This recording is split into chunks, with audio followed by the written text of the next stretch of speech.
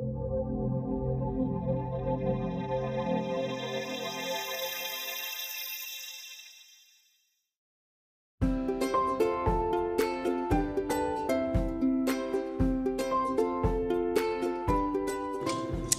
this morning, the main thing, I choreograph my sessions when I get here.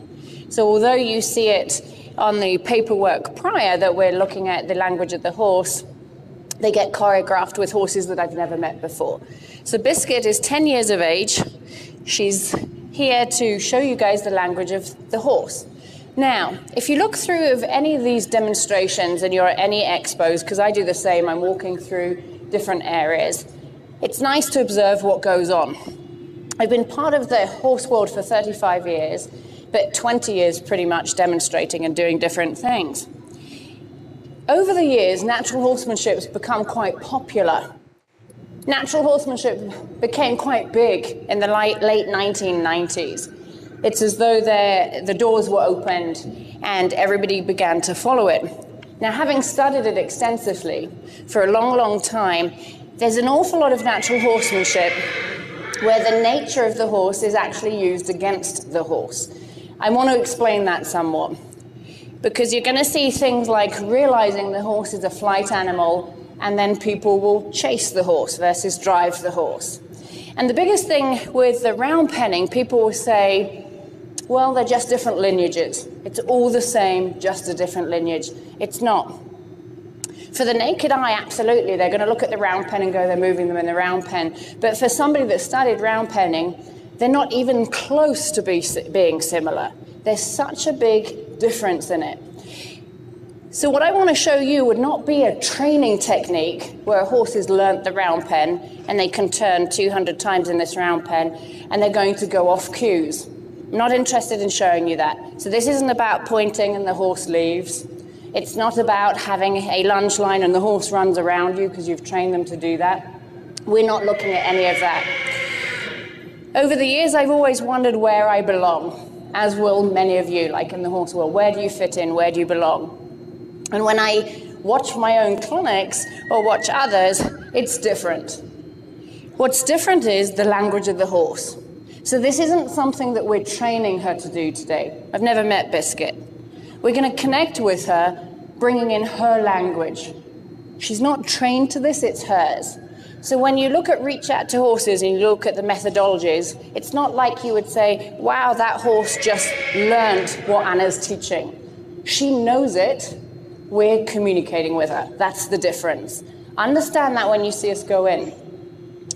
So when we're connecting with her, we're bridging the gap between her world and ours, which means that every movement I make, and if you notice just then, I pet her and put the weight on my left foot. She, in turn, put the weight on her left foot. So when you're with a horse in their presence, every movement you make is communicating with her. So I've got to be mindful of that. If I step here, she could be thinking I'm asking her something. If I look at her, she's going to tune in to see, am I asking something? Horses will be programmed or trained in a way to comply or to respond. I'm not looking for the compliance. I'm looking for the raw being. Who is she? Who's Biscuit? When she generally just comes in there with that left foot, it's a nice, calm gesture. It's minor. Many people wouldn't even notice it. And it's her asking if she can come closer. It's her actually asking if I wouldn't mind petting her. She's so generous in that sense. There's nothing wrong with training a horse, so please don't get me, understand me wrong when I'm saying if you wish to stand there and point, go for it. If you wish to stand there and lunge a horse around you because it suits you, go for it. It doesn't suit me. If I'm going to connect with these guys, my time is precious, as is theirs. I want to converse. If I'm lecturing to people, I get eye contact. I like to get feedback from my people. When I'm lecturing, I give 100%. It's all that I think about would be you guys. If you're students of mine, we want to magnify your purpose. With her, it's the same. I don't want to look for her faults. I want to look for who she is. And when we get this piece down with the round pen, it's not like it's a pill, and it's not like we'd repeated it a ton of times. What it means is it's an introduction to her where Biscuit can say, this is who I am, and this is how I'd like to be treated. It's an introduction to me where I would say, Biscuit, this is who I am, and the contract we're making here means that I'm going to treat you like this forevermore. I'd like to know who you are. And instead of labeling her a certain characteristic, we're not going to do that, because I've looked at that as well. I've looked at the fact of, are they truly overthinkers? Maybe. But they can change. If I've got a foal, open it up, and the foal takes a little while to learn, that doesn't make her a certain stereotype. If I've got a horse that's reactive, it doesn't make her constantly reactive. It means that in this environment, she's reactive. So I don't want to label her. And I also got to realize that all of you in those bleachers, you learn to learn. You want to be here and you learn to learn, as do the horses. So it'd be incorrect if all we ever did was look at them and label her. So in fact, what we want to do is get to know her and then base any kind of training around what she would say. And she's going to speak it non-verbally. So Biscuit is so compliant, she follows. She's doing the right thing. She's not even listening to the boy out there. She stands beautifully. She stands square on all 4 feet. She's got her head relaxed. She's not actually paying attention to out there, and I'd wonder why. She's listening to the body language. You can take your shoulder by and she comes. She knows I'm asking her. I stand square to ask her to stop, and she listens. I'd like to know where she finds reward. So does she find reward by standing? Does she find reward by me petting her on the neck? Does she like it here on the forehead? What's her like, her dislike? Because it tells me about her history and her preference. Why, you may ask? Because I don't just want to pet a horse where they don't want to be petted. I wanted to know that I'm observing her and I'm highly aware that she may like something. Can I cover her eye? Is she comfortable as a predator, me being one, covering her eye as a stranger? And she says yes, by her lack of response. I'm showing her the round pen so that she can see it, north, south, east, west, out of both eyes. She's not really looking. So she's exceedingly calm. And you wonder, is this because she's got a lot of mileage? Is this who she is? These are questions you could ask yourself. We're going to be asking her to move. But I don't want her to anticipate that move. I want her to think every time I unclip, she has to run away, that suddenly we've got a game changer, that her job is to anticipate a move. That's not the case. I want her to realize first we'll stand here. And I can observe her to see what she's thinking. A little bit of a glazed eye, a little bit relaxed. But I'd like her to move off. Her ears locked on. And I'd like her to move off gently, not out of fear. Way more forward than I had imagined. She's got her nose up a little. She's wrinkling her nose. And I wonder if you guys know what that means. So she's a little perturbed. I've got my eyes on eyes, shoulders are square. And she's basically saying, this isn't my idea. She's been round penned. So she's showing me what she knows. You can see that I'm not asking anything. She's basically coming back with, I'll show you. She's made a circle a little smaller. She's licked and chewed. She's definitely been round penned. And so she started to communicate to say, I'd like to be closer to you, Anna, and I'm softening. And this is what I know, and this is what I think you want from me. I don't want. So at some point, this hand just asked her to canter. I'm going to actually engage. I'm just showing you that she's showing me what she knows. She's got the correct lead. She's got a great canter. She's being compliant. Now, if I pick up my step, I'm asking her to move out. She's responding. So how beautiful is that? I've said to her, I'd love for you to canter and move out some by the movement of my legs. She said yes. I'll slow my legs down to see if she's paying attention and if she'll slow down, which she did. I'm going to thank her for noticing my movement. I'm going to thank her for licking and chewing because she's lovely and relaxed. I'm going to ask her to see if she'll listen to this hand.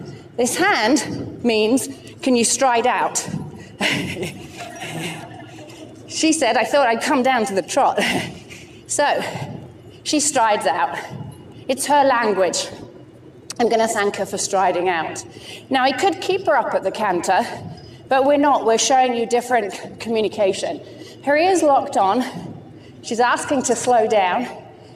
I've come back with not just now, we need to demo a little bit more. So the ear's locked on to say she's paying attention. Now, if I put the weight in my heels, you'll see her slow down. Hopefully you can see the weight in my heels. I'm going to thank her for paying attention to that nuance.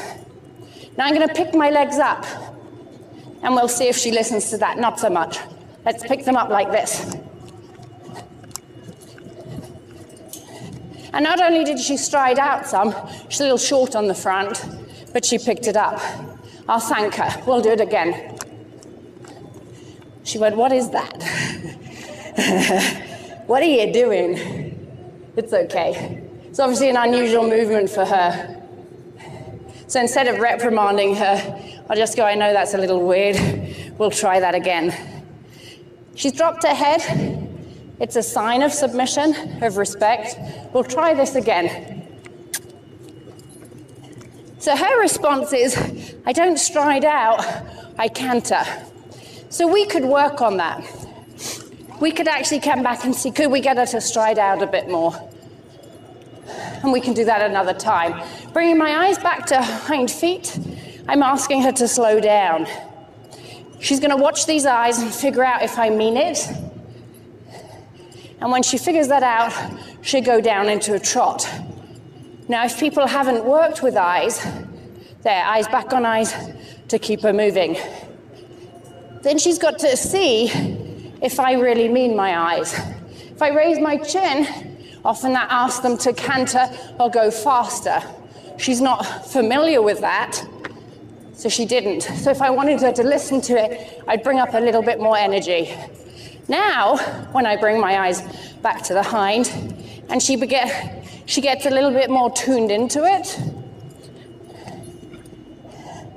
she'll trot quicker. So you bring the eyes back to the hind feet. When she comes down, put your eyes back on eyes to keep the fluidity going. I'm going to thank her for that as well. Okay, so I don't know if Biscuit does inside or outside turns. The majority of people turn in. We tend to turn out. There's many reasons you turn a horse away from you. One is actually safety when you don't know them. She's quite safe, but it's better to turn away. Also, if you've seen long lining, we like to turn them away. I'm going to warn her we're turning. There we go. She thought it was a little harsh. All right, so I could have probably been a little more sensitive there. Okay, so I put my eyes in front of her eyes before I turned her, so she gets more sensitive to the eye contact. The ear's locked on. She's trying really hard to be nice and forward. I'm going to keep her forward because she chose it. We've got lots of fluidity going. We've got the correct lead. Now, I'm going to breathe deeply. You might even hear it. And as I breathe deeply, she'll change her speed. If I keep doing that, and keep breathing into my feet, you'll see her get more relaxed.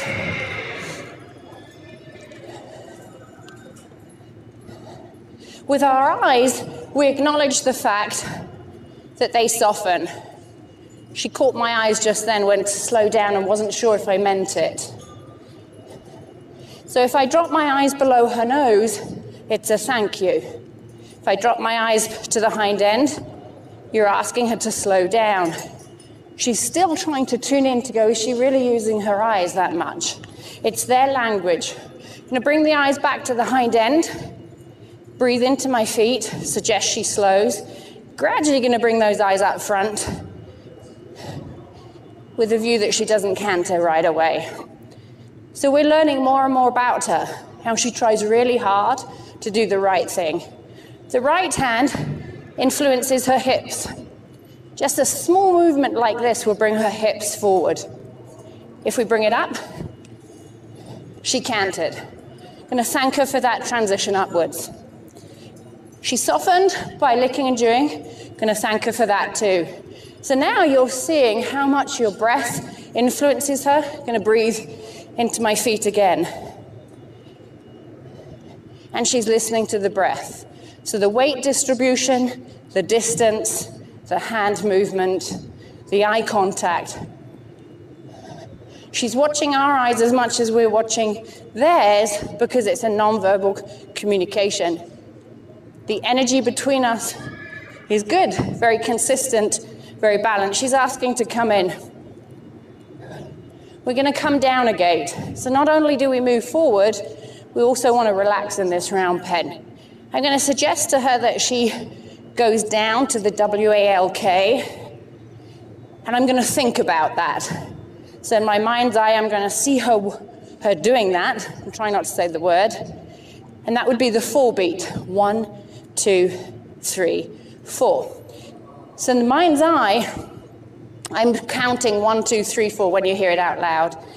And you're going to see her slow. As she slows, she's figuring out if I'm in control of my mind. Because people aren't. So we're looking to be in the now and the not too distant future. And I haven't done it since I said it out loud. So we're going to go for 1, 2, 3, 4. Watch her slow. And she's going to question it. You can see us hesitate and then pick it back up. 1, 2, 3, 4. So the 4 beat is the walk. The 1, 2 beat is the trot. If she doesn't hear this and she's not sure, we'll change what we're doing. I'd like her to walk a little further if she can. So the left hand's asking her to stay out. We can put a turn in here. And she's going to show you the optimum speed.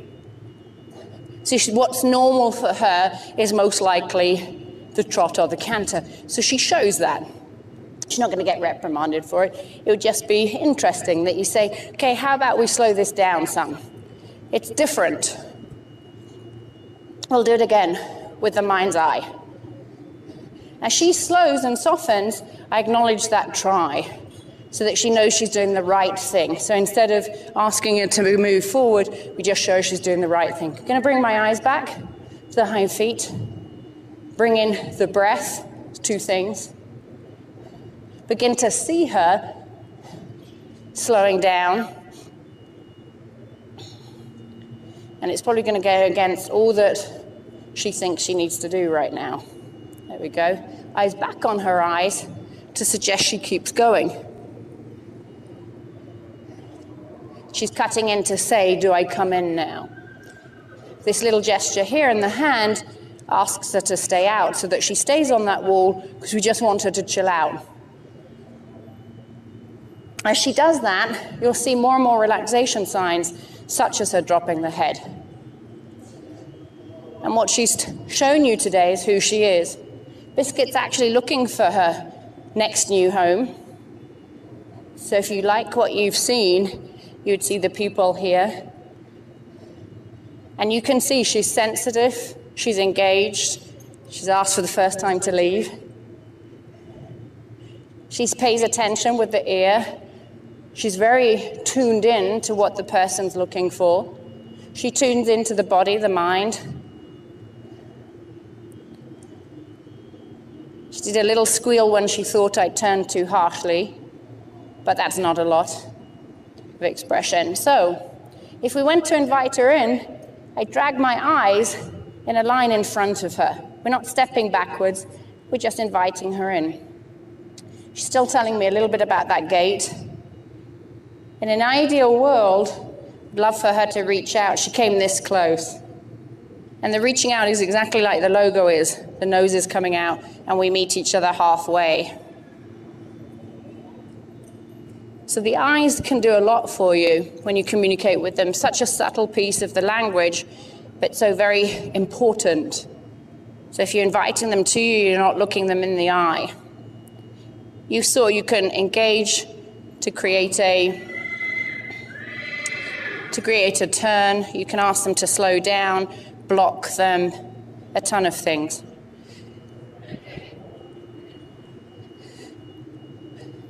So when we connect with them and communicate pretty much every time you're with them. It's not like you have to bring them in a round pen to do so. You would do this the moment you wake up and go to the barn. You'd bring any piece of this language into your lifestyle. When you're in the paddock, instead of catching your horse, you're communicating and connecting. If you're leading them, you do it this way too. Mounting, riding, you take the methods onto horseback. And you're mindful that if you stood upright, she's likely to slow down. But you want her to engage with you. You don't want it to just be one way. So it's not like I'm asking or telling her everything. She should be able to ask and say some things too. So you've seen her communicate back.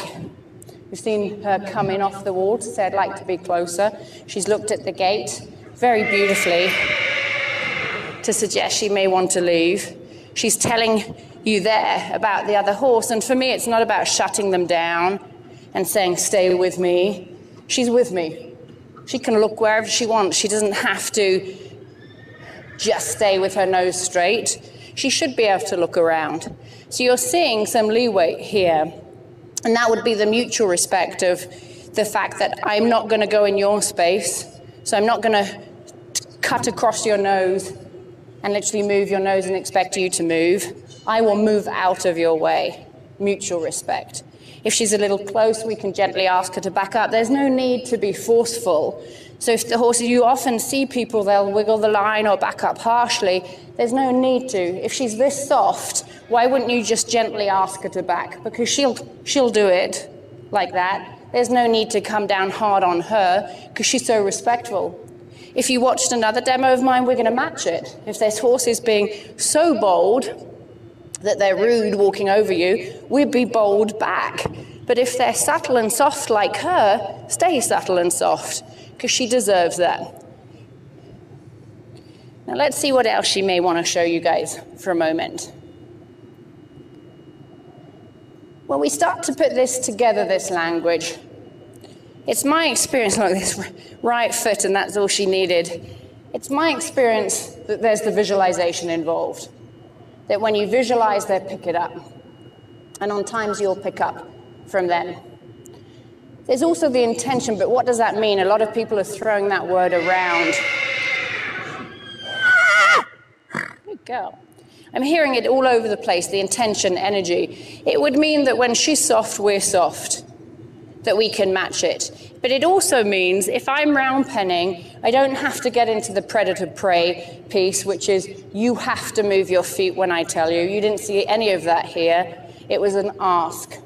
So the intention, the energy would be, you're soft, let's just dance together, and we'll get this mutual conversation going where we get to know each other.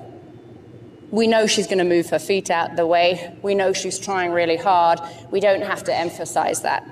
That would be the intention. It's not like you need a ton of emotion behind it. When it comes to the body language, you're connecting in a way she knows already. It's hers. If I put the eyes on, my intention is to walk around her. Can we do that? Okay, eyes on to ask her to stand. My intention is to walk around her. There we go.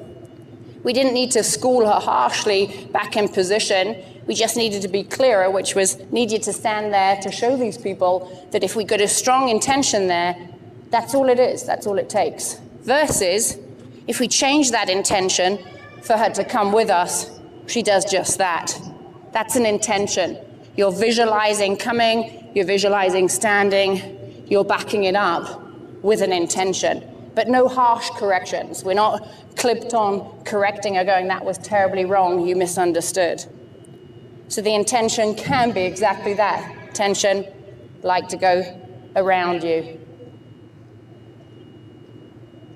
I never really do that. I normally get out the blind zone, but usually they track you. It's this thing of biscuit, you need to track me. That means she should keep her eye on me. She feels very comfortable with this exercise. Okay, if we shift our intention now, need to get a little life in her here. Here. She likes the one where I walk around her. She'd probably like it if I ran around her. Gonna get her intention here. Yeah. It's funny. What if I did, right? She'd like that exercise more. There you go. Okay. In fact, what I was actually going to do before she decided to stand there was get her eye contact, look at the hind foot, change my intention, and get a beautiful yield. And ask her to stand. Thank you. Intention. She's also an awesome horse, right? So the point is we've never met before, and the point was I want to show you energy and intention and body language. There's no need to do more than that. If she's ready and willing, we're in a good place. So her personality, I think she'd be looking for somebody that could tune in, somebody that will honor her. She's got 10 years of experience. She's a mare that wouldn't want to be necessarily told. She can be asked. Somebody that wants a two-way conversation. And she tuned into the eyes. It took her a little while to realize that it was honest and real, that I knew what I was doing with my eyes. She's going to deliver for you guys. She's not erratic. She's not difficult. And this all comes through here. We're going to do a second horse. You're going to see a very different personality. And that's the glory when you get this. I've been doing it close to 20 years, developing this way, and never gotten bored with this round pen piece. See, if I can do this, my job is to fly in all over the world and solve problems. And that would mean you're literally going into remedial issues or starting colts, gentling Mustangs, foals, gentling, you name it. If I can do the round penning, not for the foals and Mustangs, if I can do the round penning for a remedial horse, I know who I'm dealing with. So if somebody says I've got a severe biter, let's round pen, let's get the personality down, let's get to the core of this being, if we truly have a biter, or how did man make that? A bit like the Gordon Ramsay, and my language is probably similar on times, where you fly in and you fix something. This piece allows you to get the core being. You're not coming in, testing them to say, what if I do this, what if I do this? You're actually coming in conversing. Show me who you are. Let's keep it really subtle so that we get the true you. Now we can train you the way you need. Not the way I need, the way you need. And so that's why the round penning is awesome, because it's equal. They're off, they're free, it's equal. They're going to show you the true self. On a line, you've seen the energy. Okay, you're on the line. You're okay. On the line, it changes things, because the energy already runs up that line, so that she's going to get a huge influence just by the fact I'm holding her. I'm doing a lecture later today, and the lecture is horses acting out as a form of communication. I haven't done it because I thought it might step over the mark, but I was going to bring a dog collar with me and allow people to experience what it's like to have something that you're connected to. I can guarantee you're going to comply if you have something around there. I'm not doing it because it is a close boundary to step over. But you can imagine you put that on there, you guys will comply. Because if you move, you're going to get tugged. She's going to comply because we've taken her liberty. You release this, give her her liberty, she's going to be a different horse. So just know that anytime they're on a line, they're going to change behavior because they know the intention and they know the implication behind it. So you want the true read of the horse, you do liberty work. And that's what you saw with her today. So I'm hoping you fell in love with her, because I know she needs the right home. And her person's just here. And I don't know the circumstance in which she's finding a new home, but I can tell you she's a beautiful gem. Okay, any questions before I move on with our next candidate? Thank you. We're good? Okay, yeah.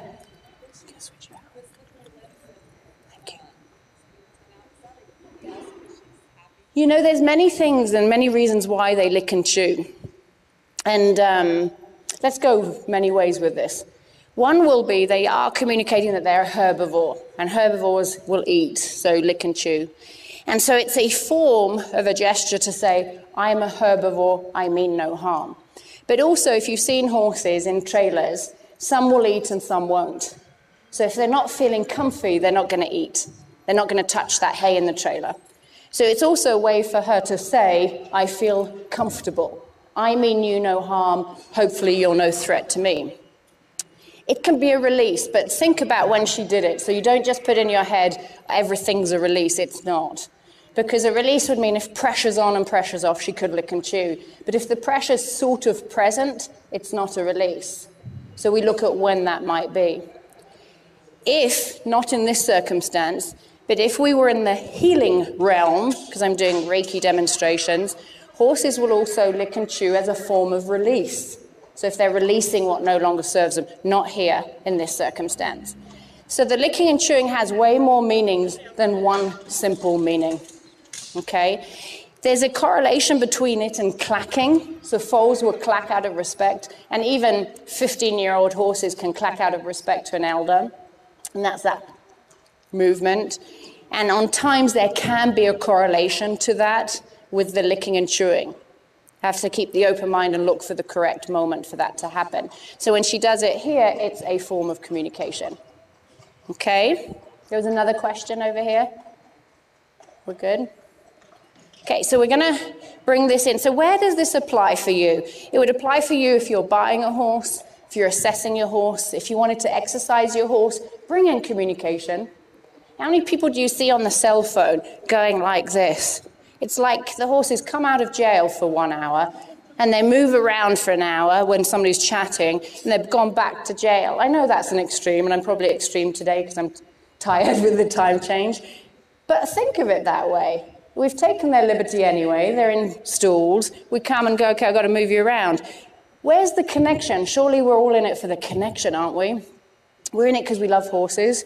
So then we want to talk to them and learn their language. Now, you could arguably say, I've had a client actually in Colorado, she said, I don't want to learn the language. I just want my horse to stand at the mountain block. She said, what do you do to fix the mountain block? And I went, well, pay attention to your shoulders. Are you driving your horse? I don't know. I said, pay attention to your eyes. Are you driving your horse away as you're approaching them? I don't care. I just want my horse to stand at the mountain block. I'm not the instructor for you then. Find somebody that will teach your horse to be a robot. Go with it. I'm not your instructor. And it's not rude. It simply is, I'm going to teach you the language. I'm going to teach you how to converse. I'm going to teach you a connection and communication. That's who I am. If you want somebody to stand and we're going to school him for standing, I'm the wrong person.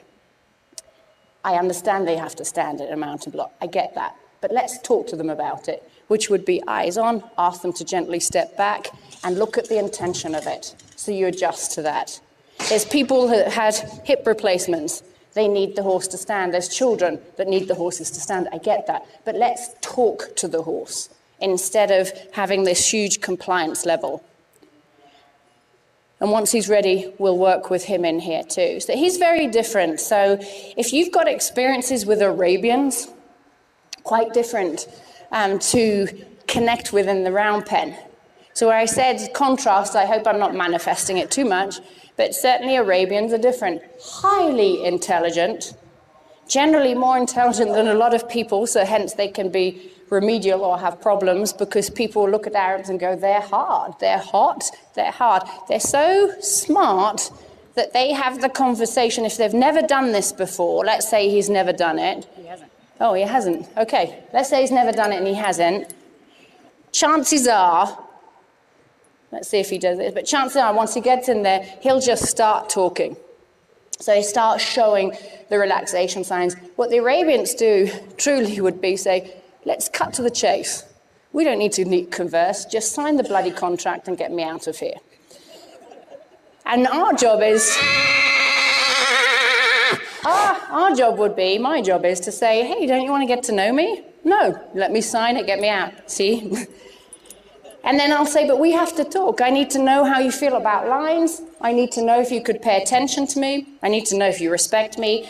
And in order to get those answers, the only way you get answers is if you ask questions.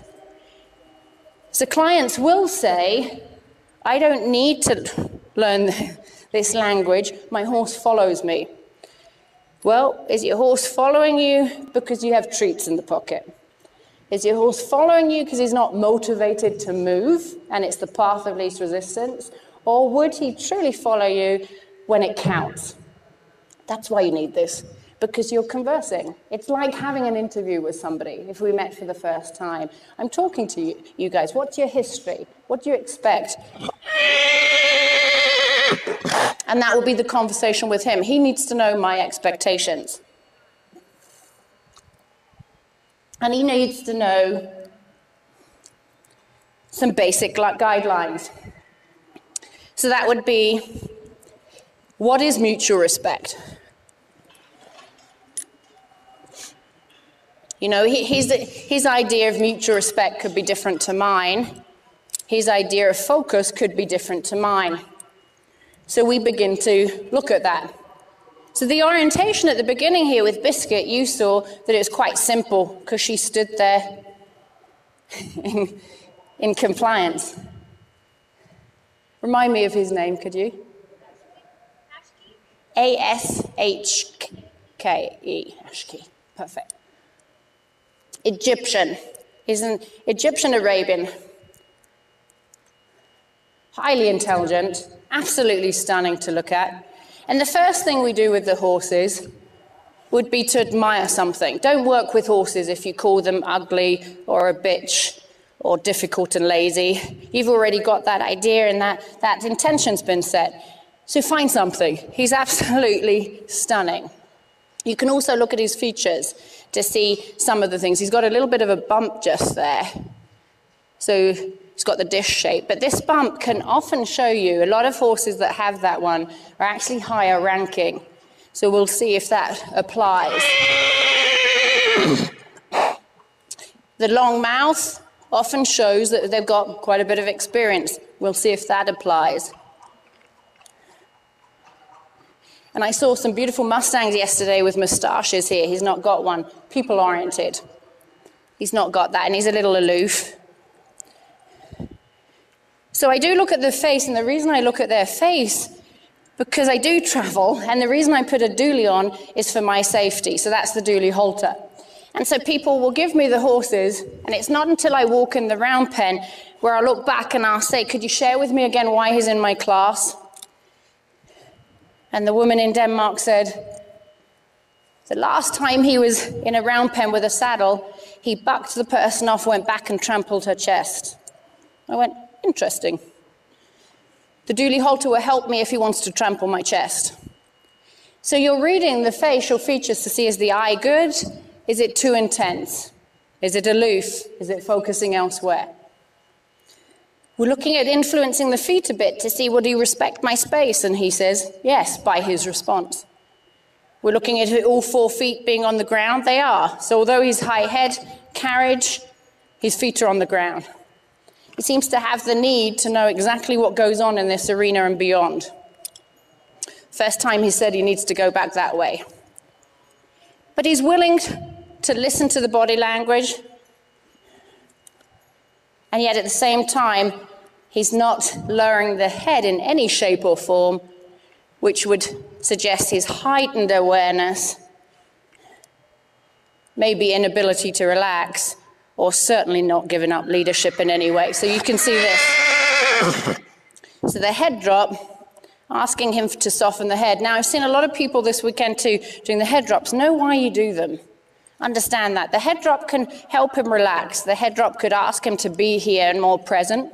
You could be getting respect from the head drop. But I also appreciate that if he needs to own that right now, we'll just pay attention to it.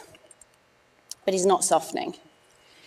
I'd like to see where he likes the reward. Can I pet him between the eyes? Could I cover his eye? Yes.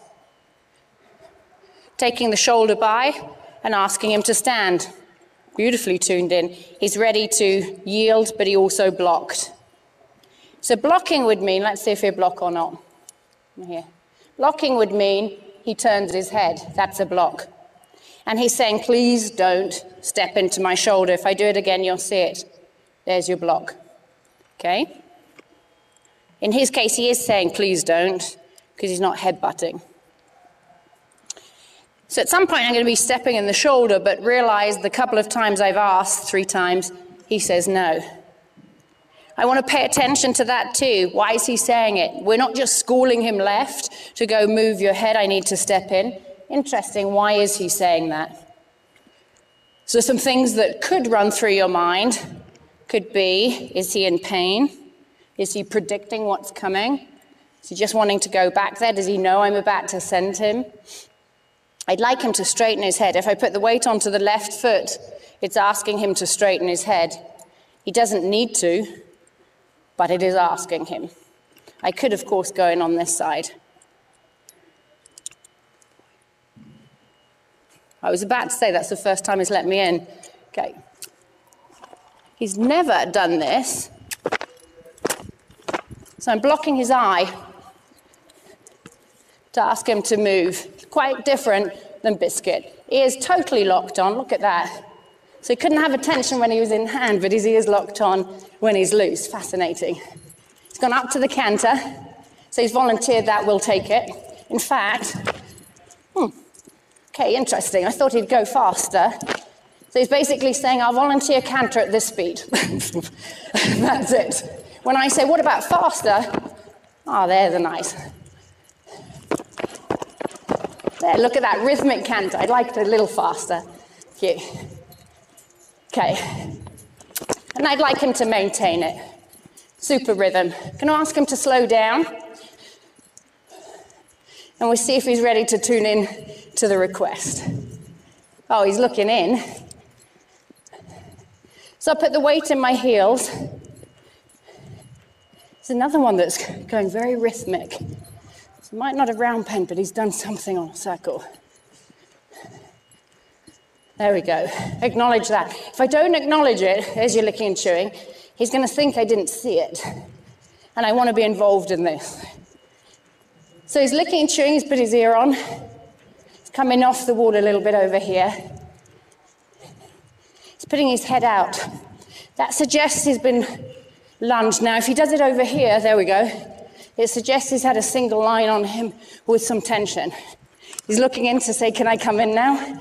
And he tossed his head, because I said no, he tossed his head to say that was not his idea. He thought he could come in. So, I'd like to know how he feels about the lines. He brought his butt in. He did that because he thought the question was unnecessary. So he's been listening to this. So when you come in a little harsher, he turned his butt in, so he didn't need to do that. But I want to know how he feels about lines. Is he frightened, fearful, happy, concerned, obliging? He's fine. So if the line comes in low, he's not scooting away from it. I know he hasn't been abused. Okay, we're going to go for a turn. I'm going to do a slightly different turn. I'm going to be a bit bold. See what he does with that. I'm going to do it over here. And he's fine. So remember last time he turned the butt in, this time I thought, what if I tell you and don't ask you? He was okay with that.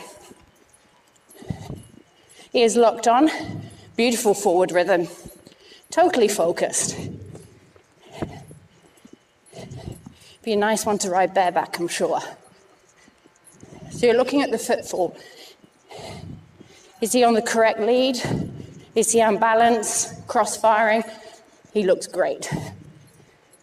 I'll acknowledge his softness, because this goes up in the saddle.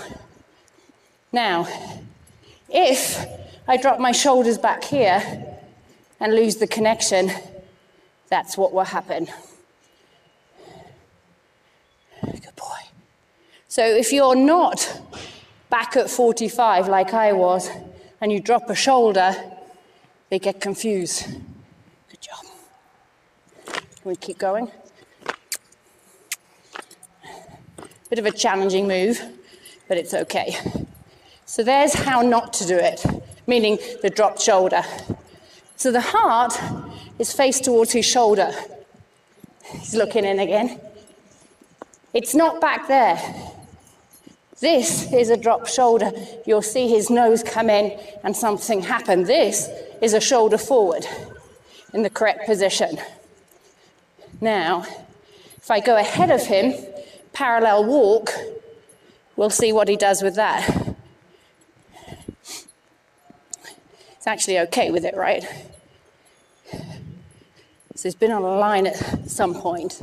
Okay, here's the correct place. You'll see an instant difference, because there's your communication energetically with the eyes too. So I'm going to ask him to slow down. Thank him for slowing down. Thank him for softening the feet, his eye, his mouth.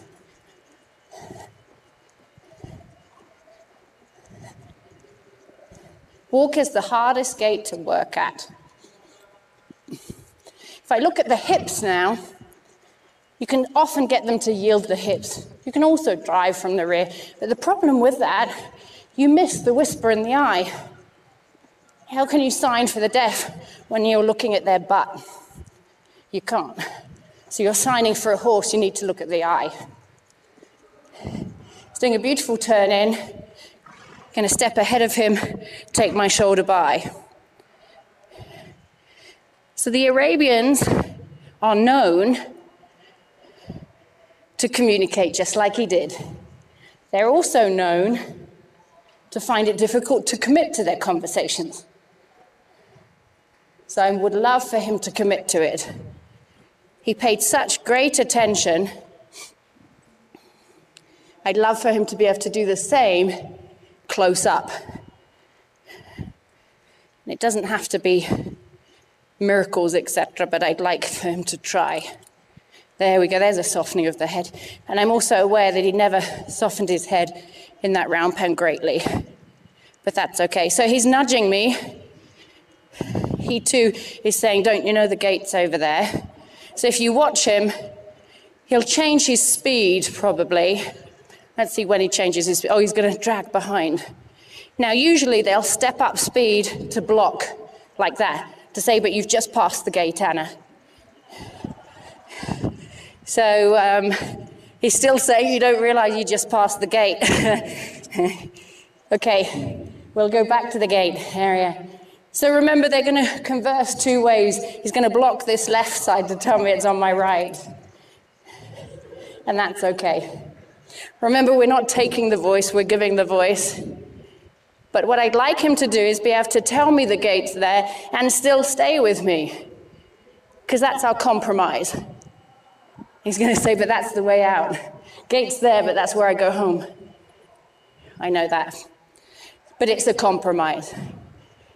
And all things considered, if you look at the way he came in and the way he's willing to connect, where he is now, a huge difference. So we're going to go with the try and the huge difference, okay? I think that's the first time he's actually been that close to me in a polite way. So what he learns is, who am I? And my promise to him is, who I was in here will be who I always will be. This promise isn't that we just do it here and I break it. This promise is, hello, I'm Anna Twinney. I'm going to be your trainer for the day, and how we interact just here will be how we interact every moment from here and on. So there may be times that I need to keep him safe and be a little stronger, and there may be times that I don't want to get hurt, but the promise is, I will never do anything that you don't understand. I will help you. I will magnify your purpose, and I'll do the best. And so the promise is, we will not get frustrated and bring in the force or the fear. We will have this relationship built on trust from this moment onwards, and it starts here. This is where it begins. So the beauty, too, he's softened. He showed you all the communication. We lacked some. So we could always look at building some of it. But we have a far more relaxed horse. In a way, he's standing and he never got punished or schooled. We just had a conversation, which was, this is who I am, who are you? And how can we meet common ground in a way that is your language?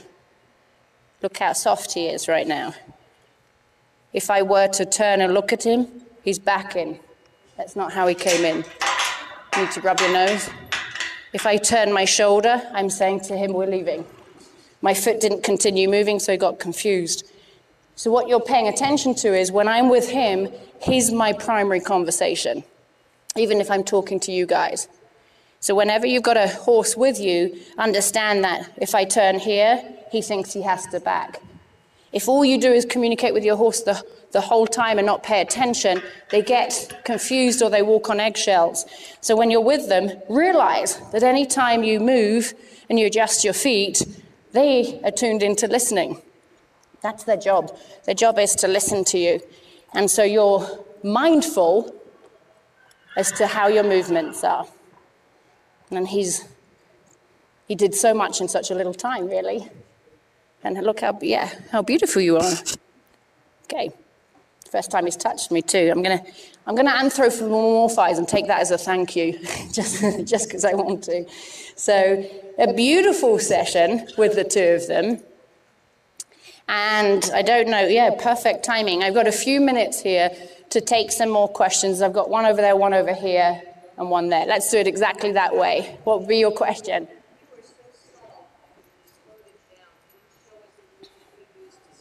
Okay, slowing down movements. If they're watching eyes, you can move your eyes back to the hind feet if they're tuned into it. 13% of the horse's communication system.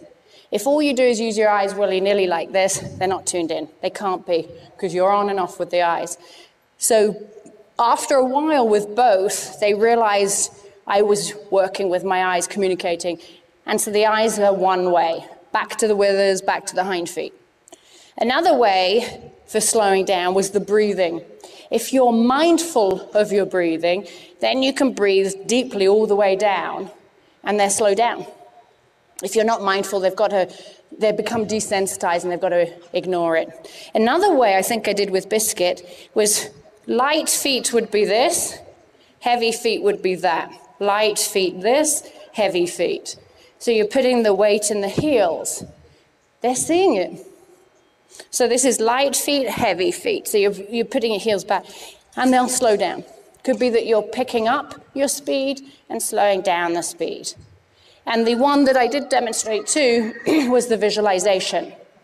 So if you know the beats, 2 beat for a trot, 3 for a canter, 4 for a walk, you literally count 1, 2, 3, 4, and they'll see that, and they'll listen to their mind. So those were some ways that we were connecting with speed today. Okay? So when you had him cantering in the round pen, he was obviously connected to you, listening, but he continually was looking outside the... Yeah, she's asking, when he was cantering and he was connected, obviously connected, she said, he looked outside. Here's the key with this. They've got 2 ears. One can be on you, 16 muscles, and can rotate beautifully. The other needs to be listening out there. You're never going to take that flight out. You don't want to. You want them to stay aware. So this ear should be out listening. So this one would be on. That's perfect. He gave it 100%. You got anything above 85% of that ear, you're in a great place. That ear's forward 50% of the time. You don't have enough focus and attention. 75, 80, you're good. The other piece is, don't confuse a horse that's been incorrectly lunged, i.e. no side reins. A horse that's just had a line on, they go into pressure. So the pressure's here. They lean into pressure because the pressure's coming from that side. They're going to have the head carriage out. And they do that if they've been lunged without side reins with tightness. If it's a little loop, it's fine. So he also carried his nose out a little bit all the way around. If it were just there, you'd say he's paying attention to there. It was everywhere. So it implies also his canter was very rhythmic, that he's had a single line on him. Won't reprimand him for that. Okay? What were you thinking? Many ways to thank. So the whole conversations, and I'm hoping you guys heard me, I'm saying thank you, I'm saying thank you. And if the eyes are on, we drop the eyes down below their nose, just like that, for a second. That's all that's needed. That's a thank you. We can also breathe nicely to say thank you. Soft, calm, rhythmic breath. If your hand's up, lower the hand. Pressure on, pressure off. If your shoulders are very square, soften the shoulders, pressure on, pressure off. If you're going hugely quite fast like that, maybe you'll slow down, pressure on, pressure off. So a thank you would constantly be a release, a breath, a thought. But the one I do primarily that you'll see would be eyes drop and a head drop. I tend to drop the head a bit. So it's not just that, I tend to go like that. It's not uncommon in certain cultures too to say thank you like that. So we have even got that piece that we're doing. If you want to go further with it, when you offer the back of the head, it is a sign of respect because we too are vulnerable. So we're offering ourselves as they are offering themselves, which is a form of vulnerability. So you build trust between the two just by saying thank you. If you get heard, if they get heard, it becomes two-way, not just do it my way. Otherwise, we're talking at the horse, not with the horse. So this is not a training method. It's the language. Take it everywhere, from getting them ready to farriers, colt starting. I teach colt starting. I teach Mustang gentling, foal gentling. We have trainers courses. We have the clinics, relationship building, counseling, you name it, all through the language of the horse. So realize it's an extension, and it will go all the way through from the youngsters to the geriatrics. It applies to all of you. You can still have training techniques. Bring in the language of the horse, though. Okay? So thank you for this early start to your day, and have a fabulous rest of the day.